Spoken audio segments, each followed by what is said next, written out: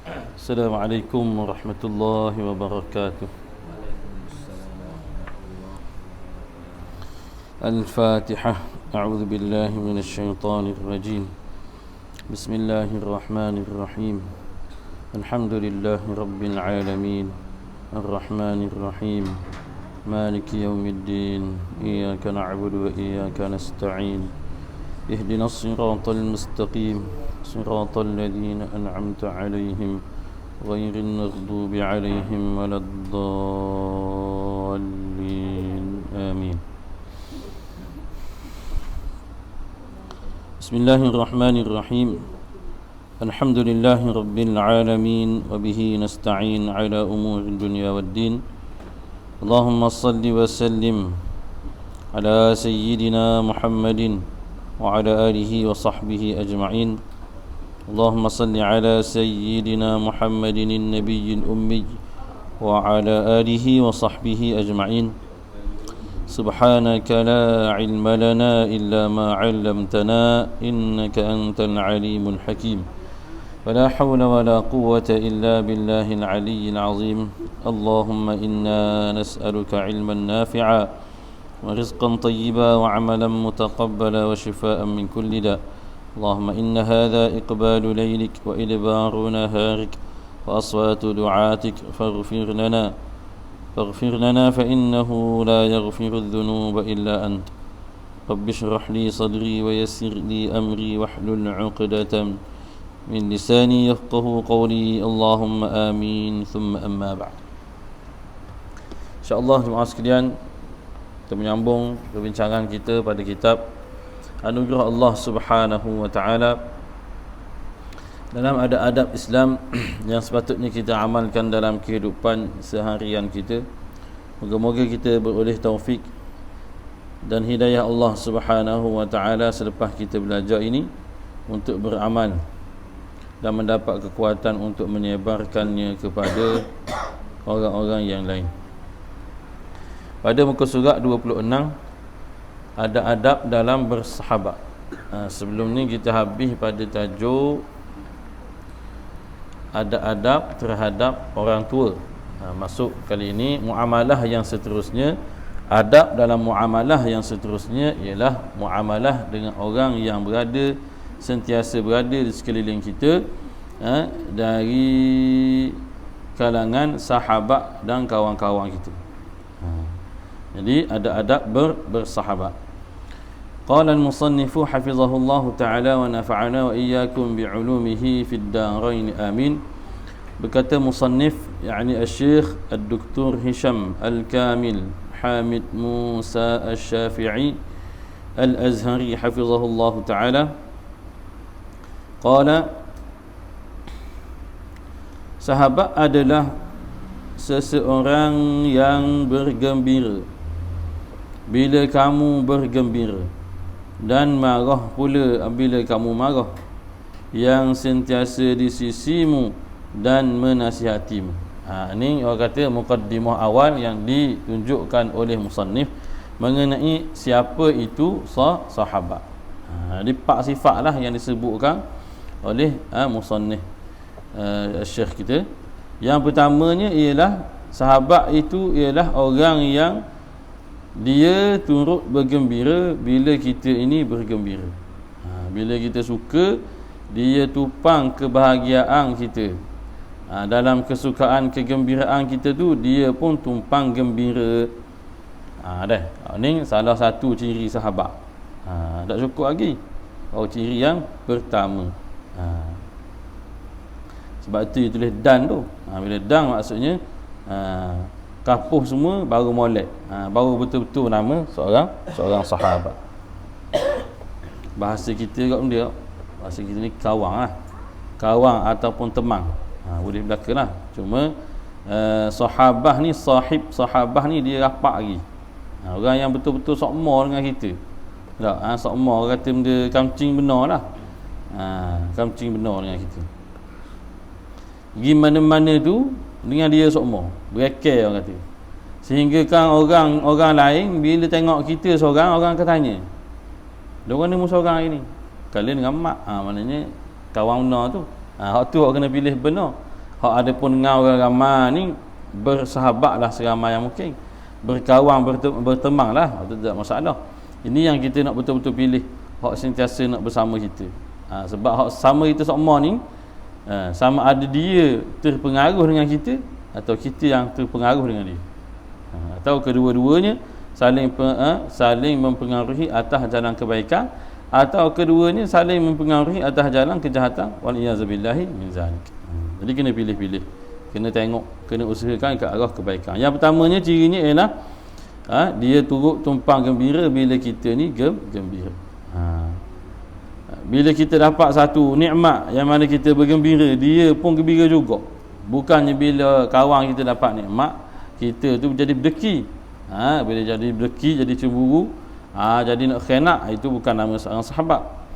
Yang keduanya, yang marah bila kamu marah. Mana kita tak suka sesuatu, marah pada sesuatu, menjadikan kita marah, dia pun turut tupang kemarahan kita itu. Cuma dia ada syarat tambahan pula. Suka gembira, marah dan sedih ni pada perkara yang luluh pada syarak. Tu kayu ukur dia. Tak jadilah kawan tu menang nombor ekor, kita tolong suka kau. Tak jadi, perkara haram. Asal-asal tertolak dah. Bahkan haram pula kita tolong gembira ke dia tu. Kita kena nasihat ke dia. Perkara-perkara yang haram tak boleh lagi tu. Marah bila kamu marah, kita marah pada perkara, seorang tu marah pada perkara yang tak benar. Maka jangan kita temang dia, bersama dia pada marah pada perkara yang tidak benar. Patutnya dikabur dia. Tak boleh marah benda gini, benda tu memang tak betul, sebab tu orang halang. Patutnya mu sukalah bila ada orang sekian. Beritahukan dengan baiklah kepada sahabat kita tu. Mereka ukur di situ, nak bergembira dan marah bersama-sama itu pada perkara yang diluluskan, dibenarkan pada syarak.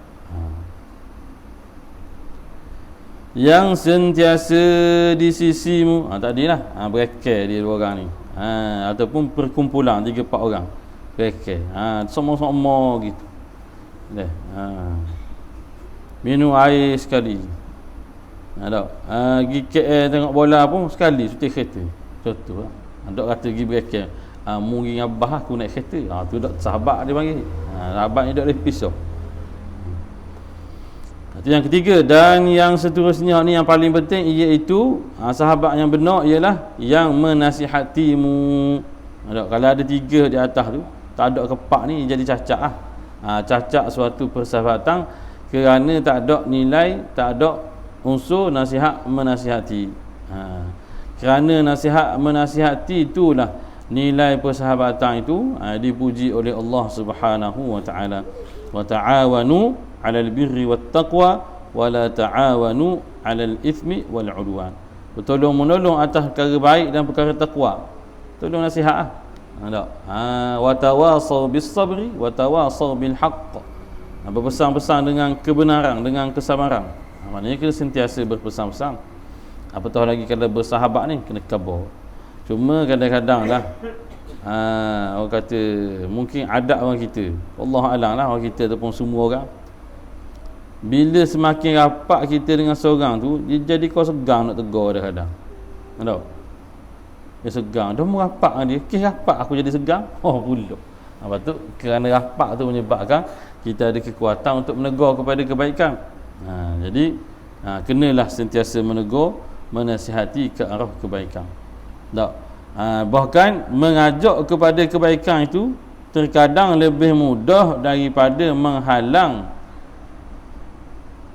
kemungkaran yang nak dilakukan oleh sahabat kita. Nak mengajak senang je. Tak. Mari surah. Senang mengajak ni lebih mudah daripada kita nak menegur perkara yang tak betul hak dia buat. Tak.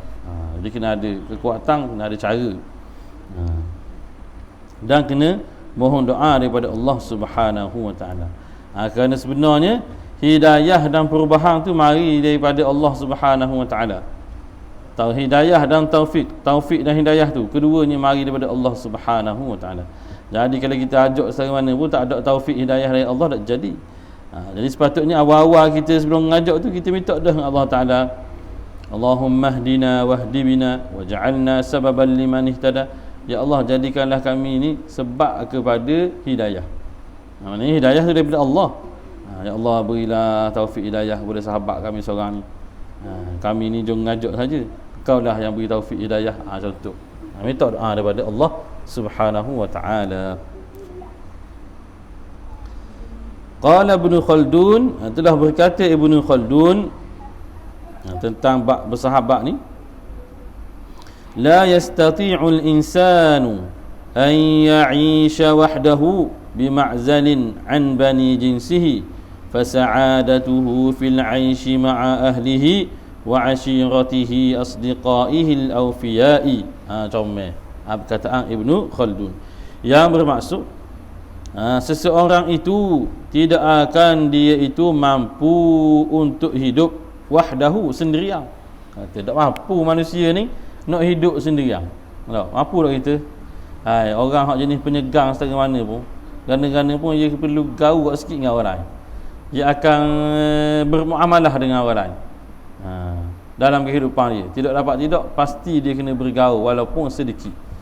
Walaupun dia tu introvert setengah mana pun, pendiam setengah mana pun, ada satu sudut, satu segi dia perlu pada orang lain. Jadi bila perlu, bila ada muamalah dengan orang lain, maka ada cara-caranya dan ada adabnya. Tidak mampu hidup bersendirian bima'zalin, di suatu tempat yang berasingan, an bani jinsihi, daripada kaumnya. Duduk seorang, tak bergaul dengan orang, lama-lama dah jadi kerja lah. Betul?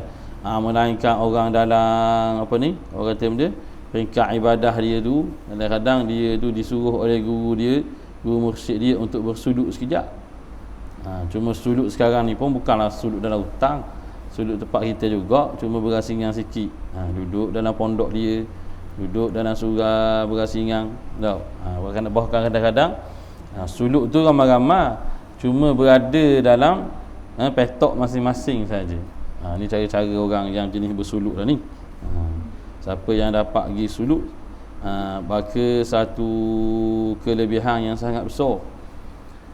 Apa maksud kelebihannya? Sebab apa kelebihan?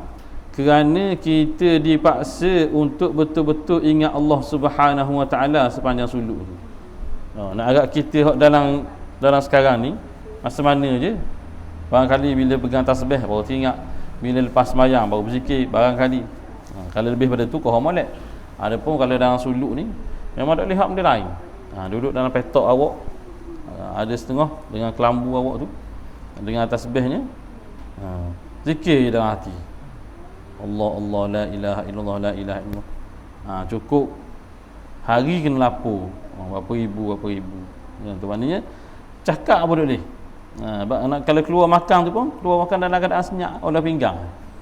Olah pinggang, orang beri makanan ambil, ataupun siap dah orang hidang makan, masuk dekat tempat berasingan tu, zikir pula, ataupun proses-proses lain lah.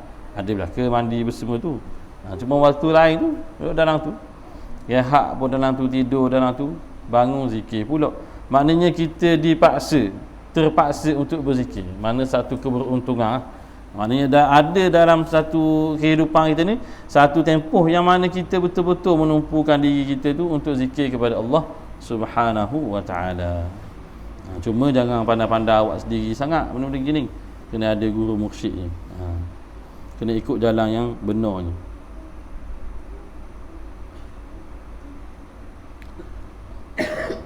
Kerana kebahagiaan itu tak boleh dia nak bahagia, tak jadi. Kalau duduk seorang tak bahagia. Apabila bersama keluarganya, kebahagiaan pergaulan ni lah maksudnya. Bila bersama dengan keluarganya, yang pertama, duduk gaul dengan keluarga, satu kegembiraan dah. Dan bersama dengan kerabatnya, anak beranak, dan juga bersama dengan sahabat-sahabatnya yang setia, barulah dapat kebahagiaan dalam kehidupan kita. Tak boleh pisah tu, dengan keluarga, dengan kaum kerabat, anak beranak, dan dengan sahabat-sahabat yang jenis baik-baik, maka insya-Allah mendapat kebahagiaan. Nikmat besar tu sebenarnya. Dapat bersama dengan keluarga maka beruntung, dapat bersama dengan anak beranak maka bersyukurlah, dapat bersama sahabat-sahabat yang baik maka bergembiralah. Kerana tak semua ada nikmat tu. Ada orang keluarga pun tak ada dah. Tak. Keluarga pun tak ada. Sebatang kara ni takdir Allah Taala. Ada orang keluarga dia tu je ada. Anak beranak lain tak ada. Dia pula anak tunggal. Keluarga dia tu benar ada. Belah atas tak ada.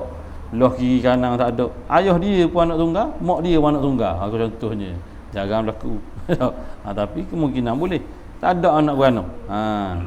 Ataupun ada anak beranak, anak keluarga, tak ada orang nak saing.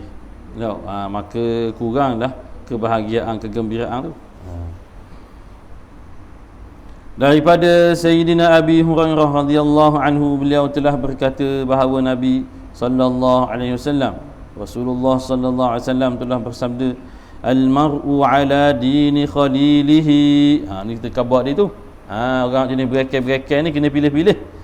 Falyanzur ahadukum amman yukhalilu. Yang bermaksud agama seseorang itu berdasarkan temannya dah mana pula. Apa jadi gitu? Sebab kebersamaan tu menyebabkan kita akan jadi terpengaruh. Maknanya keadaan agama kita, amalan agama, keadaan akhlak kita, lisan percakapan kita cenderung mengikut orang yang kita sentiasa bersama dengannya. Cuma tengok siapa yang lebih gagah menarik. Kalau kita dalam keadaan kebaikan dah, kita lebih gagah menarik, insya-Allah dia dalam kebaikan. Agaknya begitu. Kalau kita Allah, dia dalam keadaan contohnya kurang baik lisannya, lama-lama kita pun jakit. Tu kadang-kadang kita mak ayah ni kadang-kadang kejut anak balik sekolah, dengar perkataan pelik-pelik dari mulut tau. Dah mari duan ni dalam rumah dah aja dengar. Maknanya mari di sekolah daripada kawan-kawan dia tu. Kita kadang-kadang menerima aduan daripada mak ayah. Tak aja dengar anak saya sebut orang ni belum ni. Bila kita cek, tahun lepas kawan orang lain, tahun ni tukar kelas kawan orang lain. Percakapan kawan tu dia jakit sama kawan-kawan dia. Ni kadang-kadang mak ayah pun minta pisah tau. Mak ayah yang memandang jauh dah. Minta pisah lah dengan kawan jadi gitu, walaupun terpaksa tukar kelas lain pula. Dia molek duduk depan kelas depan dah. Baik duduk kelas yang nombor 2 lah, daripada mulut anak jadi uduh. Dia mikir tu. Kerana duduk kenal. Baik. Kerana pergaulan tadi lah. Maka perhatikanlah siapa temanmu. Nabi khabar ni, Nabi khabar agama lah terpengaruh. Tadi saya sebut lisan percakapan, jadual kehidupan, PM perangai. Tapi Nabi khabar ngesuk kali, agamamu pun akan terikut dengan siapa yang kamu bersahabat dengan ni. Tak betul orang sekalian. Ya akhir ujung-ujung jadi gitu, amalan agama kita terikut.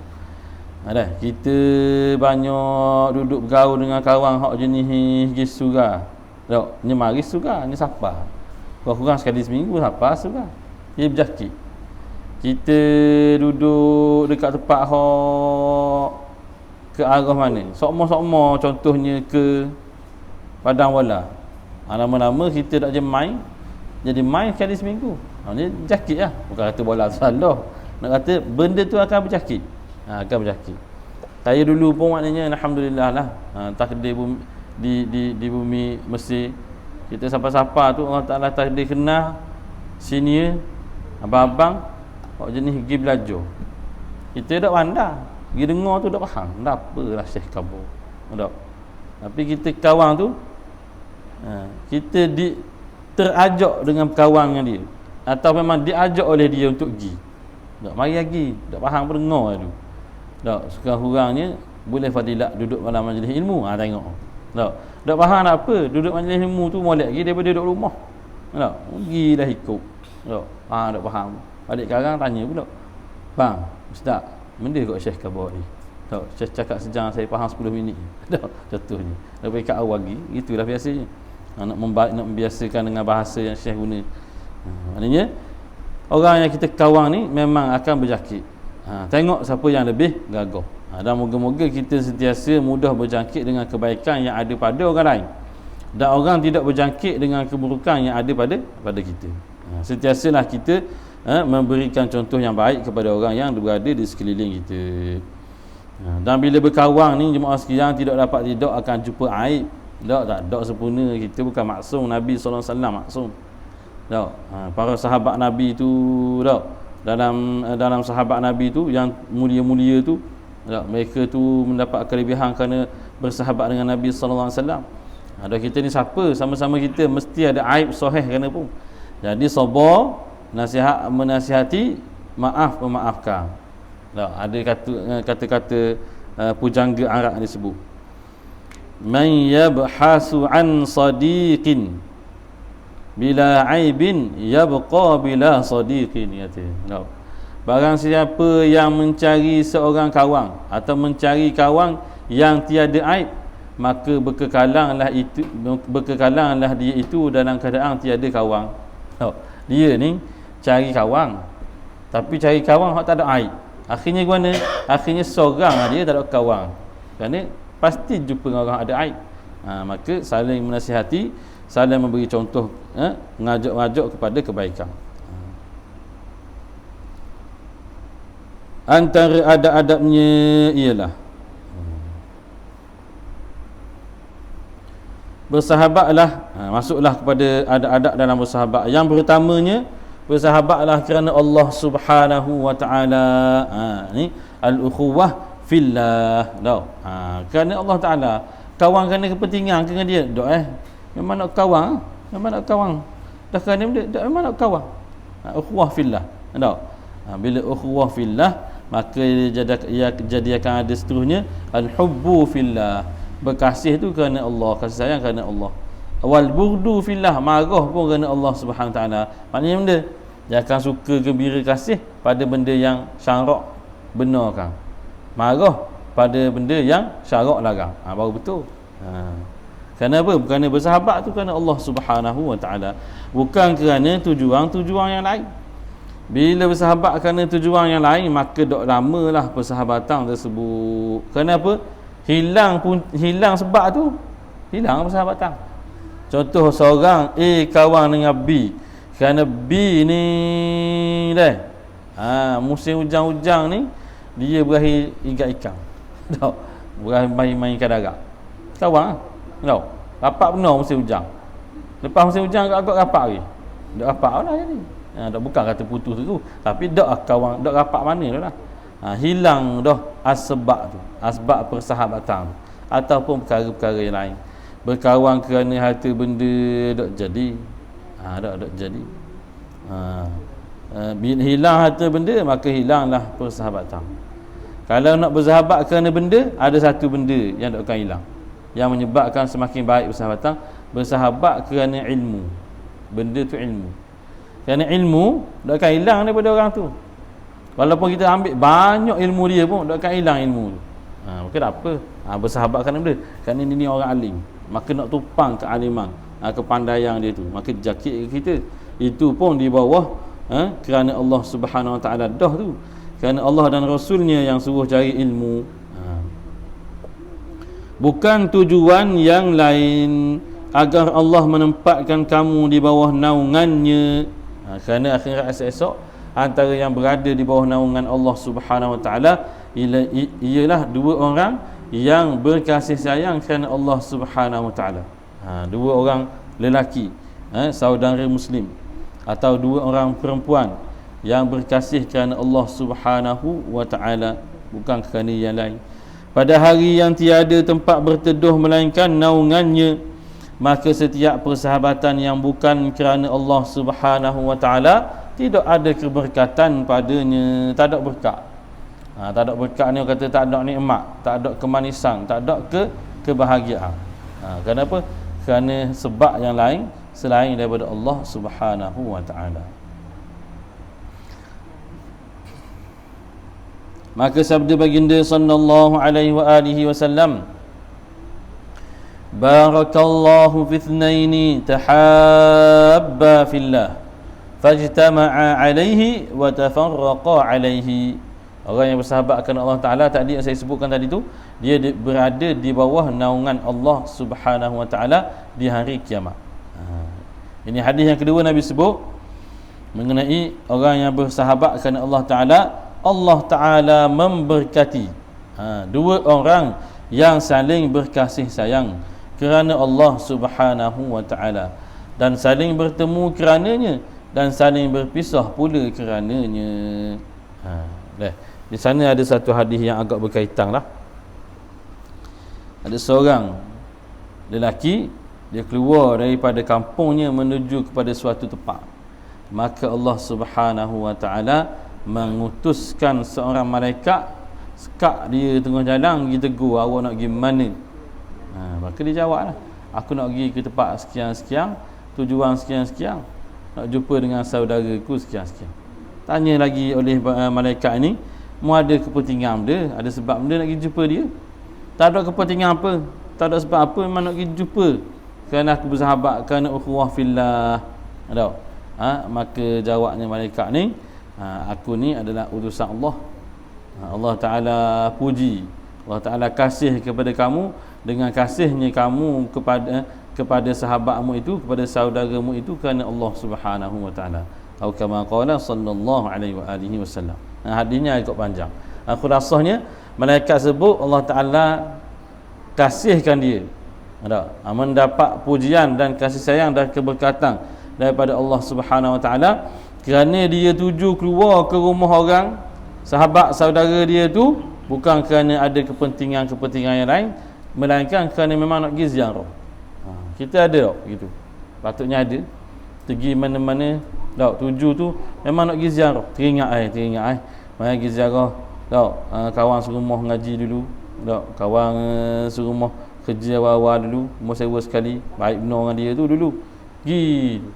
Bukan kata tujuan nak pinjam pitih ke, tujuan nak ambil barang ke, tak. Memang sengaja nak pergi jumpa. Kerana ukhuwah. Jangan hati raya. Tak. Masa-masa lain pun boleh. Kerana menziarah ini adalah satu tuntutan dalam agama yang Nabi SAW suka untuk buat dan suruh kita buat. Kena pergi ziarah lah sekali-sekali. Khabar. Ni patutnya kau mudah ziarah tau. Sebab ada telefon kan. Kalau dulu nak pergi ziarah mikir banyak. Nak pergi ziarah kawan kuatang, kan tak ada rumah, kan banjir tengah jalan. Ni boleh cek, boleh tanya, boleh berita dulu. Boleh usul dulu. Boleh minta izin dulu. Boleh nak pergi ziarah. Sekian-sekian. Baik.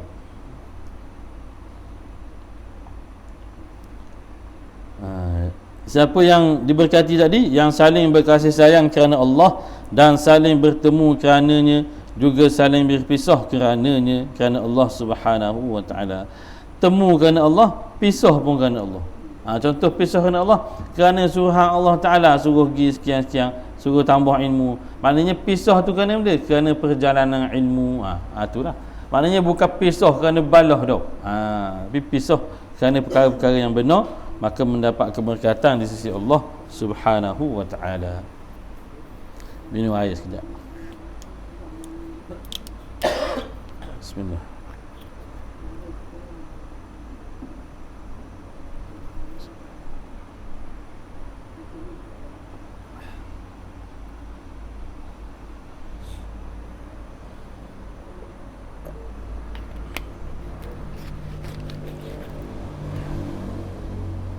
Yang kedua daripada adab-adab bersahabat. Jika engkau bersahabatlah dengan seorang yang mukmin, kerana dia lebih mengetahui akan hak persahabatan. Ini peringkat-peringkat nak pilih sahabat.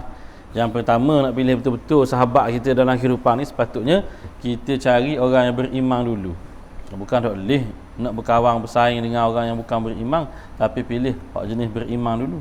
Semakin baik imannya, semakin baik untuk dipilih sebagai kawan. Dah nak nilai mana iman orang dalam hati, kita nilai hak zahir sudah. Orang yang lebih ke arah kebaikan, orang itulah lebih kepada keimanan. Kerana solehnya zahir ini membuktikan yang dalam. Berlakon pun tak boleh berlakon sama-sama. Ia akan jadi hak dalam ni, iaitu bit luar. Contoh sembahyang Jumaat ni, nak berlakon dia tak tahan 40 hari. Tak tahan. Dia akan jadi orang amat dalam tu nak sembahyang Jumaat, hati je comel nak mari sembahyang Jumaat, nak fadilat apa semua, dia akan mari sama-sama. Maka pilih-pilih orang yang begitulah untuk dijadikan sahabat beriman. Kemudiannya daripada orang yang soleh-soleh. Kita tengok di kalangan para ulama, seulama tengok kawan dia ni. Kawan dia biasa ni kalangan ulama kau.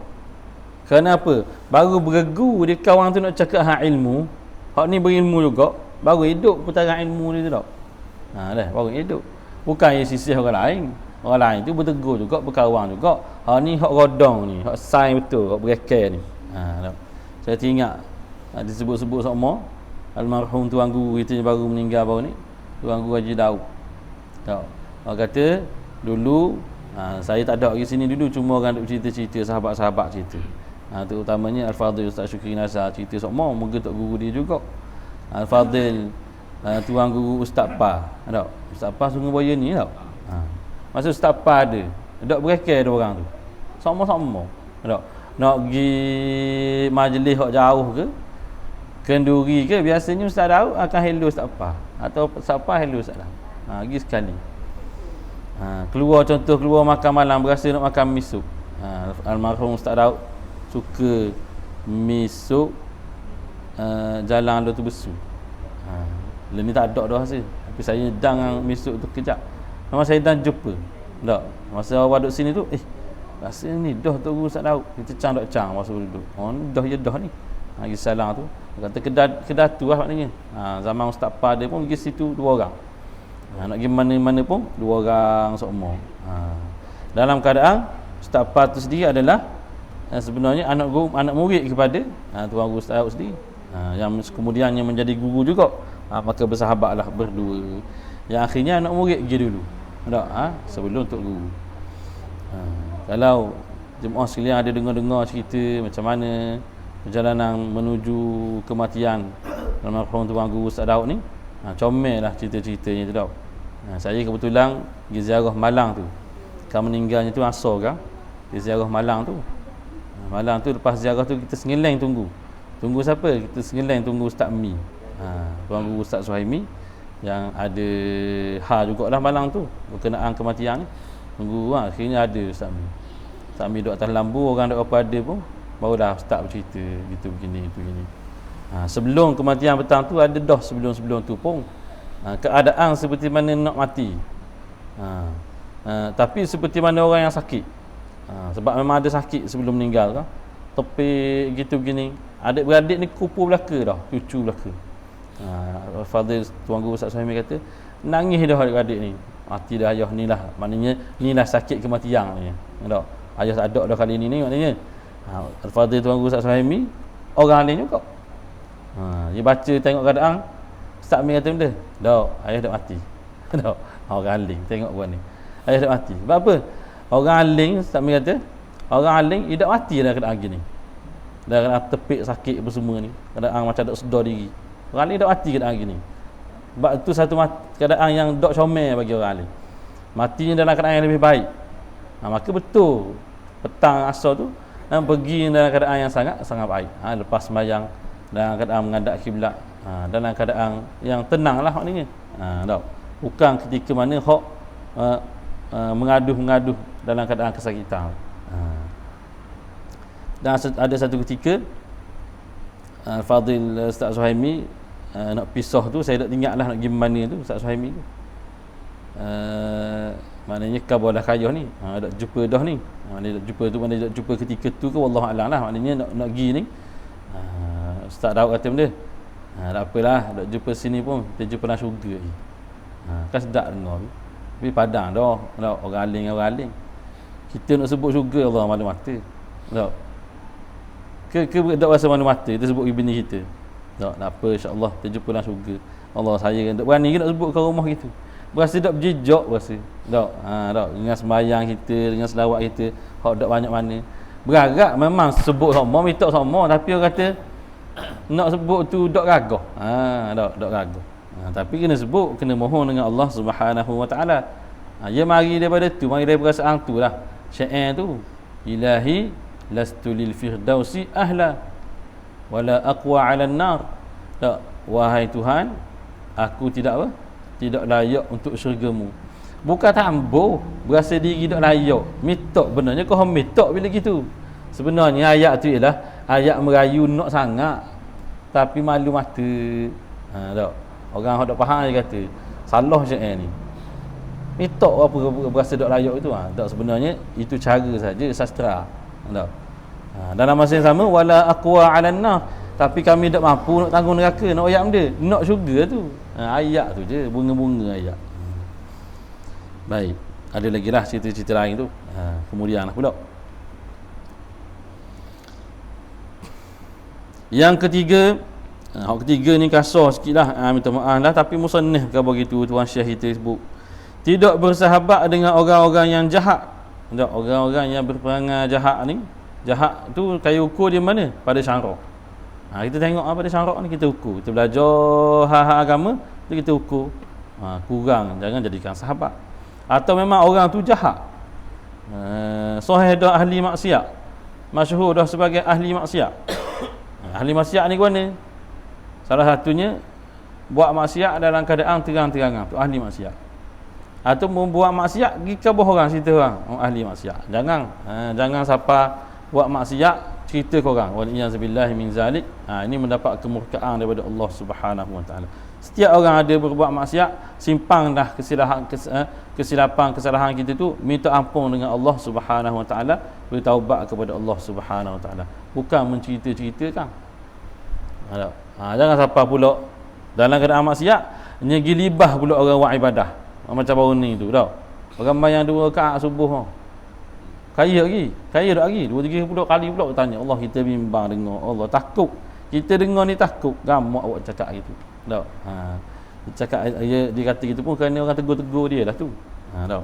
Sepatutnya bila kita berada dalam kesalahan, akui kesalahan kita. Orang tegur, akui kesalahan kita, minta tolong dia, doalah saya supaya saya boleh tinggal kemaksiatan saya ni. Jangan lawang. Bila lawang jadi ahli maksiat. Waliyazubillahi min zalik. Jadi orang-orang gini, tuan Syekh kita sebut kerana mereka itu merupakan sekutu setan. Tahu? Maknanya seolah setan nak buat kerja pada muka orang dia menjadi jahat dah. Waliyazubillahi min zalik. Jadi pilih-pilih. Bukan dengan maksud lagi orang kata dah orang-orang jahat kena tinggal. Dak, bukan tinggal pada sudut dakwah. Dakwah tak dakwah. Kena faham ni untuk dijadikan sahabat. Melainkan kita kuat sungguh-sungguh dakwah itu tu, jadikan dia sahabat yang akhirnya dia boleh ikut itu sepenuhnya. Kita sendiri kena kuat dalam bab dakwah. Bersahabat dengan orang sekian-sekian ni dalam kerana niat dakwah, kita tu sendiri kena kuat. Ada seorang kawan saya, ada orang ngaji agama lah juga maknanya. Dia ni ada dia tu rapat dengan artis. Ada seorang artis tu dia rapat. Artis bukan berlakon ni, jenis menyanyi. Dia menyanyi. Dia sebut nama lah penyanyi tu, kalau sebut kenal. Tak. Artis lelaki lah, tapi jenis menyanyi lah. Kita ni duk bimbang, Allah, wanilah yang jadi ikut artis ni. Maknanya siapa jadi dia tu kadang-kadang jadi pengurusi majlis tu. Majlis keluarga lelaki ni buat rumah dia ke dewan dia. Kita pun satu kali tu ada peluang kita hubungi dia WhatsApp ke mana saya ingat. Saya kabarlah. Tak sedap tengok, bimbang tengok. Kita sayang ke dia, bukan kata beci kat hati pun tak. Sebab kita pernah rapat dengan dia, serumah juga dengan dia. Tapi kat junior sikit lah. Bimbang tu tengok tu, kawan tu kan jadi terikut. Waliyahzubillah, kita pun bergaduh juga royak. Royak tu kerana bimbang, kerana kasih ke dia. Lepas tu dia pun cerita, tak apa, Abang Nang dia bagi abang saya. Alhamdulillah setakat ni dia kawan kita tu banyak benda kita boleh ajak dia kepada kebaikan. Contohnya yang terbaru, dia nak suruh kita mengajar dia ngaji. Saya pun kata kalau gitu tak apalah, tapi mu sendiri kena kuat diri mu. Jangan pula depan ni aku tengok mu nyanyi tetap sekali dengan dia. Sudah lah. Hak ngaji juga, mu jangan ikut dia nyanyi. Tak. Gitulah, maknanya kena kuat. Bukan sebarang orang lah boleh merapati dunia itu. Tak. Ada apa ni seorang artis juga yang telah meninggalkan dunia hiburan ni. Dia pernah sebut kepada seorang sahabat saya yang dia rapat. Dia sebut tu bila dia tengok seorang pendakwah merapati dunia artis. Dia kata benda, Ustaz, cerita kawan saya ni, saya bimbang tengok benda ni, kawan ustaz tu. Saya mari dari dunia tu, saya gila-gila nak keluar, takut masuk mula. Dia hok molek dah duduk luar, merapati bimbang-bimbang masuk dalam, takut dok dia keluar. Allah, takut sungguh ayat dia tu. Kerana mereka lebih memahami macam mana dunia dalam tu. Nak merapati dengan tujuan dakwah apa semua, kena berhati-hati, kena betul-betul kuat lah. Maknanya kalau saya ni orang Sua, biar dok pun dok. Suruh baca doa majlis hati-hati ke, baca doa, mula-mula baca doa baru. Dok kuat kita. Kalau orang kuat tak apa lah. Seterusnya yang keempat, tidak masuk campur dalam perkara yang tidak berkaitan denganmu kecuali bila engkau diminta berbuat demikian. Walaupun kita rapat sangat dah, tetap ada satu hak, satu sempadan perkara yang kita tidak perlu masuk campur, jangan masuk campur lagi. Tak. Contohnya hal keluarga dia. Rapat secara mana pun kita tahu hal keluarga dia ni biar dia dulu lah. Dia dengan isteri dia ke, dia dengan mak ayah dia, dengan adik-beradik dia, biar dulu. Melainkan dia buka cerita kepada kita. Bila dia buka cerita, apa peranan kita sebagai seorang sahabat yang baik? Menasihati kepada yang baik lah. Kalau kita tak tahu nak nasihat, dengar saja sudah. Jadi pendengar yang baik salah satunya ialah tidak memberikan nasihat yang jahat. Dengar saja tu. Gitulah. Minta maaf aku tak boleh nak tolong. Tapi kalau pandai nasihat, boleh nilai mana betul mana salah, tekabah hak molek. Tekabah hak molek. Maknanya kita jadi orang yang membantu kepada perkara-perkara memperbaiki hubungan orang-orang lain. Bila ada masalah keluarga, kalau dia ajak jadi orang ketiga, kena nilai molek. Kena nilai molek. Kerana betapa ramai keluarga lah, cakap about keluarga lah, betapa ramai, betapa banyak keluarga yang bercerai-berai, yang musnah kacau bilau kerana masuk campur nasihat orang luar. Kerana orang luar bahagian nyocok, patutnya bahagian simbuh air, tapi simbuh petro. Wa'iyyazubillahi min dzalik.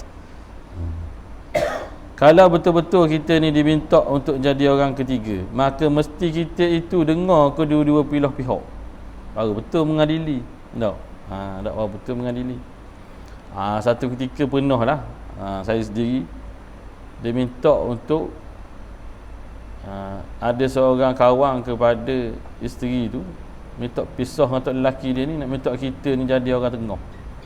Asal-asalnya minta jadi orang tengah tu supaya jadi cerah lah. Wakil bagi pihak perempuan. Saya khabar kita saya royak ke dia, kalau betul-betul nak minta tolong jadi orang tengah, biar betul-betul jadi orang tengah dulu, iaitu nak dengar dua-dua pihak. Memang betul-betul nak cerah sungguh lah maknanya. Akhirnya bila kita panggil dua-dua, temulah bincang-bincang ini. Saya pun tanyalah, benda gak hak pasangan buat awak cerita dulu, hak ni pun cerita pelan-pelan. Habis dah hak puan cerita, hak suami pula benda gak kesalahan kekurangan pasangan tu cerita gak gang bagi cerita tau. Kita dengar je, kita tak nilai lagi. Kita tak kata apa. Gitu. Puas hati dah. Dia nak luah habis, puas hati dah.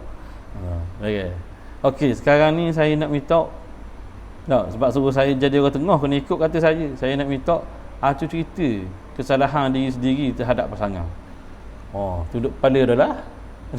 Kesalahan diri sendiri terhadap pasangan, terhadap hubungan keluargaan ni gua ni. Mesti tunduk. Saya ngakulah saya ni kerik juga mulut kasar dengan suami. Sudah. Dah mulut kasar dengan suami. Suami tak marah apa. Tanya suami pula. Dah abang gua ni. Saya ngakulah salah saya ni, kalau buat kerja cari nafkah ni celang-celung sikit. Padang dah. Isteri marah pun sekali-sekala. Hak ni pun naik suara sama, padang kalau suami jadi marah sangat pun. Akhirnya gua ni. Lepas tu gua ni kita. Mana ni? Nak habis gua ni. Nak gua ni seterusnya. Akhirnya dia dua kata dia. Tak apalah, dia cerah dulu. Kita cari jalan baik dulu. Sebab semayang pun tak berapa nak jaga lagi. Betul dulu kemah comel. Maknanya kalau diminta beri nasihat, baik kita dengar kedua-duanya. Beri nasihat yang baik. Jangan beri nasihat yang akhirnya memaksa orang terima nasihat tu. Ada juga. Bila dak jadi kita nasihat tu, kita nasihat dah, dia dak ikut, lepas tu jadi sungguh. Kita pun khabar benda, aku khabar dah itu. Ada molek hari tu. Ada molek perkataan tu. Patut bila kita nasihat, kita gantung nasihat tu. Dia nak ikut. Tanpa ikut nak buat ni. Itu hak dia. Beri nasihat yang baik saja. Jadi jangan masuk campur dengan perkara yang tidak berkaitan denganmu, kecuali bila engkau telah diminta berbuat demikian. Selagi tak minta, maka kita tak usah tanya banyak dah. Ataupun dengar saja. Diminta nasihat, berikan nasihat dengan baik. Yang kelima, tolonglah semampu yang mungkin dari segi memberikan pendapat atau harta atau perbuatan. Wallahu subhanahu wa ta'ala a'la wa a'lam. Kita berhenti kat nombor 4 tu dulu insya-Allah.